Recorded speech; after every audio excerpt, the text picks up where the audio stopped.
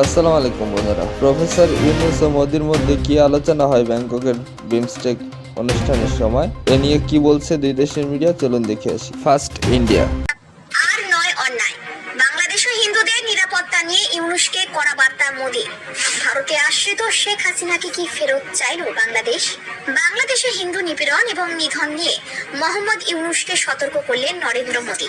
ব্যাংককে বিমস্টেক সম্মেলনের ফাঁকে ভারতের প্রধানমন্ত্রীর সঙ্গে বৈঠক সেরেছেন ইউনূস, আর সেখানেই বাংলাদেশের অন্তর্বর্তী সরকারের প্রধানকে স্পষ্ট ভাষায় সতর্ক করে দিয়েছেন নরেন্দ্র মোদী।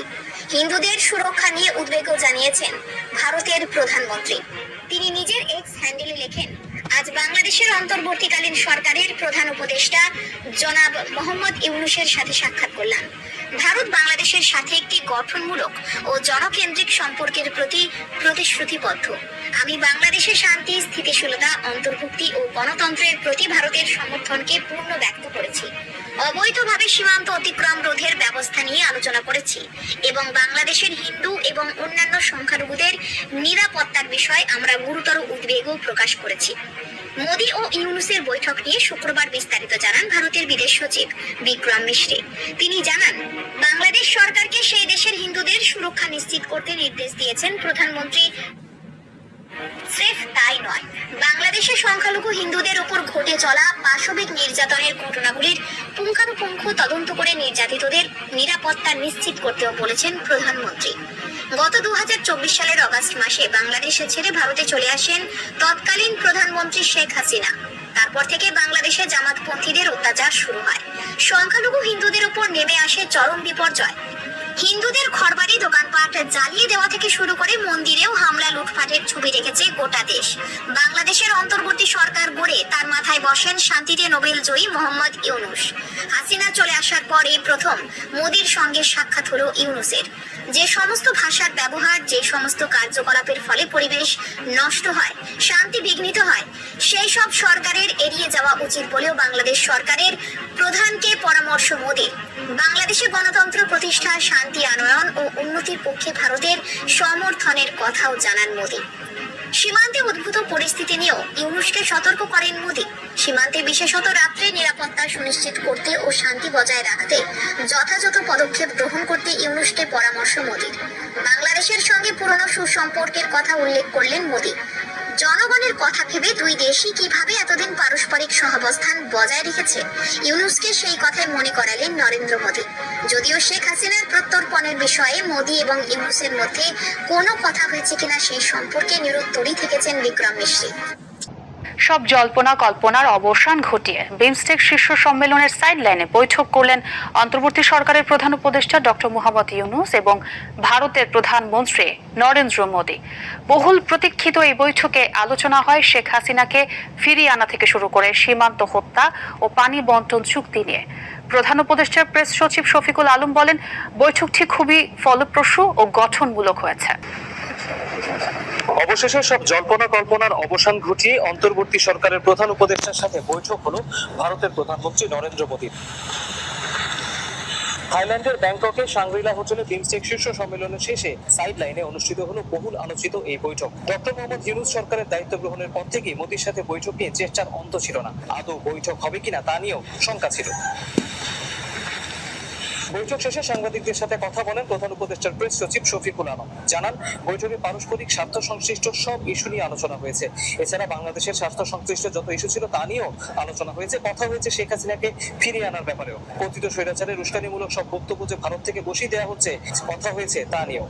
পারস্পরিক স্বার্থ সংশ্লিষ্ট যতগুলো ইস্যু ছিল কথা হয়েছে। শেখ হাসিনার প্রত্যর্পণ বিষয়ে কথা হয়েছে। শেখ হাসিনা যে ওইখানে বসে অনেক ধরনের ইনসেন্ডিয়ারি কমেন্ট করছেন, সেগুলো বিষয়ে কথা হচ্ছে। এর আগে গত বছরের সেপ্টেম্বরে জাতিসংঘের সাধারণ পরিষদের অধিবেশনে বাংলাদেশের প্রধান উপদেষ্টা এবং ভারতের প্রধানমন্ত্রী যোগ দিলেও তাদের দেখা হয়নি। ডক্টর ইউনূস দায়িত্ব গ্রহণের প্রায় 8 মাস হলেও দুই নেতা মুখোমুখি হননি। তবে ক্ষমতা গ্রহণের পর ইউনূসকে অভিনন্দন ও শুভেচ্ছা জানিয়েছিলেন মোদী।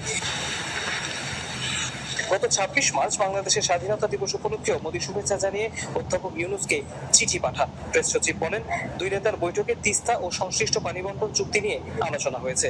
কথা হয়েছে সীমান্তে হত্যা বন্ধের বিষয়ে। বর্ডার কিলিং নিয়ে কথা হয়েছে, আমাদের দুই দেশের মধ্যে যে গাঞ্জেস ওয়াটার ট্রিটিটা আপনি জানেন যে নতুন করে এটার এক্সপায়ার হয়েছে, নতুন করে ট্রিটিটা হওয়ার আবার কথা হচ্ছে, এবং তিস্তা ওয়াটার, এগুলো সবগুলো নিয়েই কথাবার্তা হয়েছে। বৈঠকটি খুব ফলপ্রসূ ও গঠনমূলক বলে মন্তব্য করেছেন প্রেস সচিব। দু দেশের সম্পর্ক উন্নয়নে এই বৈঠক অগ্রণী ভূমিকা পালন করবে বলে আশা তার। उसके बाद से ही लगातार पुलिस तबीज दे रही थी और कल देर रात দিল্লির গাজিয়াবাদে একটি বস্তির বাসিন্দাদের বাংলাদেশি আখ্যা দিয়ে আগুন ধরিয়ে দিয়েছে উগ্র হিন্দুরা, যা ভাইরাল হয়েছে সামাজিক যোগাযোগ মাধ্যমে। এতে দেখা যায় বাংলাদেশি হিন্দুদের অত্যাচারের অভিযোগ তুলে মারধর করা হচ্ছে স্থানীয়দের। বিবিসি বলছে, হাসিনা সরকার পতনের পর বাংলাদেশে হিন্দুদের ওপর অত্যাচার নির্যাতনের যেসব ছবি ছড়িয়েছে সামাজিক মাধ্যমে, তার বেশিরভাগই ভুয়া ও গুজব।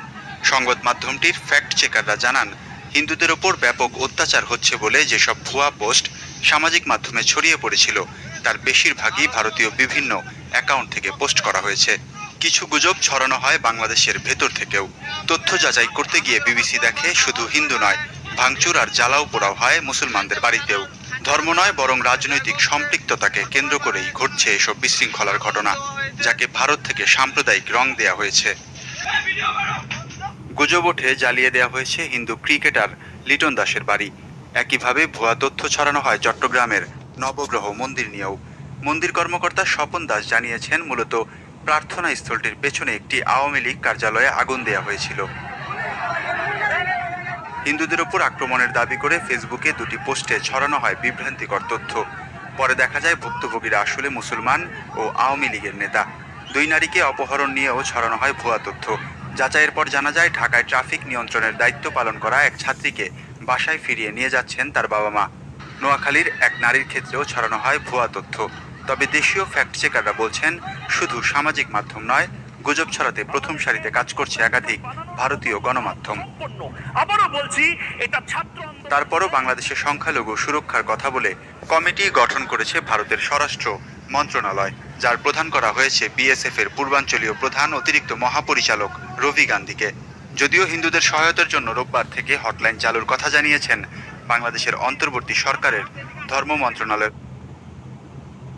আফম খালিদ হোসেন। হ্যাঁ বন্ধুরা, এতক্ষণ আপনারা দেখলেন বিস্তারিত ভারত এবং বাংলাদেশের নিউজের। এবার আপনাদের দেখাই ভারতে মুসলিম নির্যাতনের কিছু চিত্র। ভিডিওটা ভালো লাগলে চ্যানেলটি সাবস্ক্রাইব করে দিবেন।